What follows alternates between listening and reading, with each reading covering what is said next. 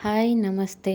ಇವತ್ತು ಇನ್ಸ್ಟೆಂಟಾಗಿ ಒಂದು ದೋಸೆ ರೆಸಿಪಿ ಮಾಡ್ತಾಯಿದ್ದೀನಿ. Crispy and tasty recipe. ಇದು ಕಾರ್ನ್‌ಫ್ಲೇಕ್ಸ್ ದೋಸೆ ಅಂತ. 1 ಬೌಲ್ ಕಾರ್ನ್‌ಫ್ಲೇಕ್ಸ್ ತೊಗೋಬೇಕು. ಅದೇ ಬೌಲಲ್ಲಿ ಅರ್ಧ ಬೌಲು ಶಾವಿಗೆ, ಅರ್ಧ ಬೌಲು ಉಪ್ಪಿಟ್ಟು ರವೆ ಹಾಕಿ 1 ರಿಂದ 1.5 ಟೊಮೆಟೊನ ಈ ಥರ ಕಟ್ ಮಾಡಿ ಹಾಕಿ, 1 ಸ್ಪೂನ್ ಖಾರದ ಪುಡಿ, ನಿಮಗೆ ಬೇಡ ಅಂದರೆ 2 ಚಿಲ್ಲಿ ಆ್ಯಡ್ ಮಾಡ್ಕೋಬೋದು ಹಾಕಿ, ಯಾವ ಕಾರ್ನ್‌ಫ್ಲೇಕ್ಸ್ ತೊಗೊಂಡಿರ್ತೀವೋ ಅದೇ ಬೌಲಲ್ಲಿ 2 ಬೌಲ್ ನೀರು ಹಾಕಬೇಕು. ಆವಾಗ ಕರೆಕ್ಟು ತಿಕ್ ಕನ್ಸಿಸ್ಟೆನ್ಸಿ ಈ ಥರ ರೆಡಿ ಆಗುತ್ತೆ ಬ್ಯಾಟರು. ಇದಕ್ಕೆ 1 ಸ್ಪೂನ್ ಉಪ್ಪು, 1 ಸ್ಪೂನ್ ಶುಗರ್ ಆ್ಯಡ್ ಮಾಡಿ ಚೆನ್ನಾಗಿ ಮಿಕ್ಸ್ ಮಾಡಿ ರೆಡಿ ಮಾಡಿ ಇಟ್ಕೋಬೇಕು. ನೆಕ್ಸ್ಟು ತವಾ ಕಾಯಕ್ಕೆ ಇಟ್ಕೊಳ್ಳೋಣ.